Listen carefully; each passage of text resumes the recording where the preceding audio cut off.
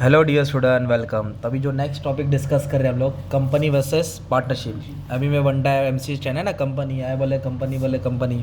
तो company basically क्या होता है, voluntary association, group of member रहते हैं, एक साथ आके बिजनेस को कंडक्ट करते हैं। मतलब एक कंपनी है जिसमें 100 लोग ने पैसा इन्वेस्ट किया और कंपनी को स्टार्ट किया है। पार्टनरशिप ऐसे नहीं रहता, 2 लोग आके बिजनेस को स्टार्ट करते हैं। कितने लोग? 2 या 2 से ज़्यादा, 2 या 2 से इधर क्या है, बहुत ज़्यादा लोग रहेंगे और ज़्यादा बड़ा बिजनेस रहेगा और ज़्यादा कैपिटल रहेगा।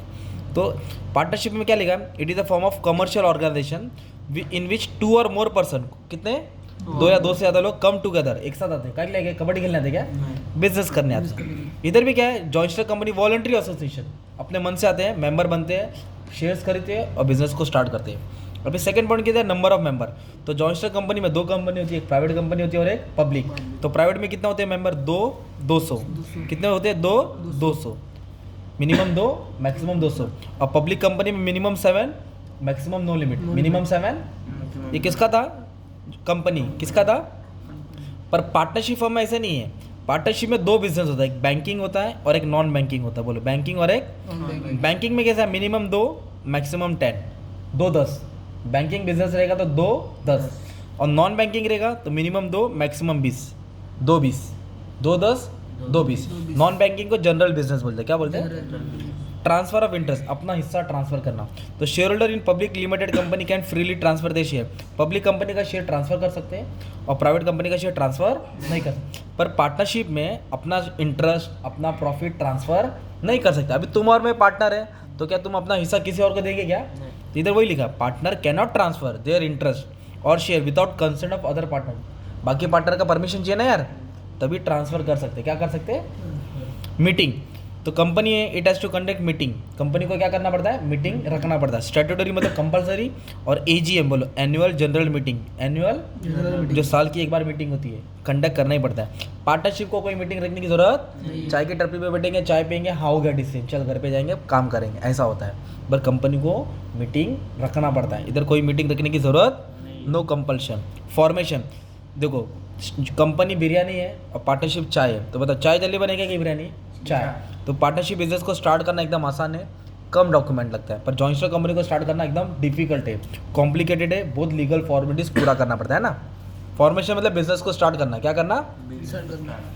अभी कंटिन्यूटी मतलब स्टेबिलिटी, कौन सा बिजनेस ज़्यादा टिकेगा। पार्टनरशिप कैसा है, 2 पार्टनर, एक पार्टनर मर गया तो बिजनेस खत्म ना, एक पार्टनर भाग गया तो भी बिजनेस खत्म, रिटायर हो गया तो भी खत्म। पर कंपनी वैसी नहीं है ना, मेंबर आवे जावे, बिजनेस चलता रहेगा ना। तो इसकी लाइफ लॉन्ग है, परपेचुअल सक्सेशन है ना, कंटिन्यू लाइफ है। मेंबर का डेथ कुछ इफेक्ट करता नहीं है। Continuity of partnership depend upon the mutual trust. दोनों में लफड़ा हो गया, डिस्प्यूट हो गया तो बिजनेस खत्म हो जाएगा ना यार। तो इधर कंटिन्यूटी नहीं है, इधर कंटिन्यूटी है। ये कंपनी है, ये पार्टनरशिप है। लायबिलिटी, जॉइंट स्टॉक कंपनी में लायबिलिटी लिमिटेड है।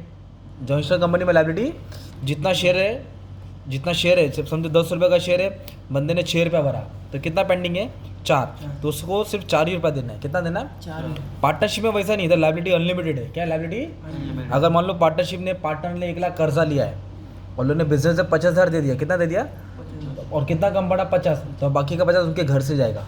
कहाँ से जाएगा? इधर घर से नहीं जाएगा। पर पार्टनरशिप में बिजनेस की लायबिलिटी क्या रहती है, अनलिमिटेड। अगर बिजनेस से लायबिलिटी सेटल नहीं कर पाए तो प्राइवेट प्रॉपर्टी भी अटैच हो जाती है ना, घर का बर्तन, फ्रिज सब जाएगा। इकोनॉमिक्स ऑफ स्केल मतलब कौन सा कंपनी बड़ा रहता है, कौन सा बिजनेस बड़ा रहता है, जॉइंट स्टॉक की पार्टनरशिप? जॉइंट स्टॉक कंपनी बड़ा बिजनेस रहता है, पार्टनरशिप छोटा रहता है। तो जिसका बिजनेस बड़ा रहेगा तो उसकी एक्टिविटी भी जो बड़ी होगी, तो प्रोडक्शन सेलिंग ज़्यादा होता है। इधर प्रोडक्शन सेलिंग क्या होता है, कम। तो बिजनेस स्केल इधर बड़ा रहता है, इधर बिजनेस स्केल छोटा। डिसीजन, जॉइंट स्टॉक कंपनी में डिसीजन क्या होता है, डिले होता है, क्योंकि member meeting, board of director, share holder discussion, सुबह की मीटिंग शाम हो जाती है, पर डिसीजन लेट आता है। पार्टनरशिप में ऐसे नहीं ना, 2 लोग हैं ना, चाय के टपरी में बैठ के चाय पियेंगे, हाँ तू क्या बोल रहा है, अपन करेंगे, हाँ करेंगे, चल ठीक है, चल करते। तो इधर डिसीजन एकदम क्विक होता है क्योंकि मेंबर कम होते हैं, और इधर डिसीजन क्या होता है, टाइम लगता है। पर इधर डिसीजन की क्वालिटी अच्छी थी, इधर डिसीजन की क्वालिटी बेकार रहती है, क्योंकि लोग सोचते नहीं।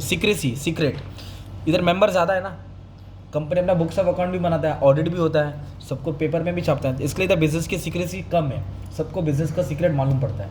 अगर पार्टनरशिप है तो कम लोग हैं, 2 ही लोग हैं, इसलिए बिजनेस की सीक्रेसी ज़्यादा रहती है, अदर सीक्रेट कम रहता है।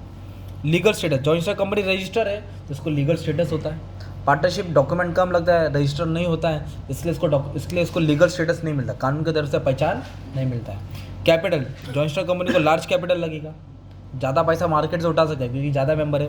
पर पार्टनरशिप कंपनी को 2 ही मेंबर है तो कितना पैसा आएगा, कम ही आएगा ना। और जॉइंट स्टॉक कंपनी का एक्ट क्या है, Indian companies act 2013, Indian companies act 2000, और पार्टनरशिप का एक्ट क्या है 1932, क्या आएगा।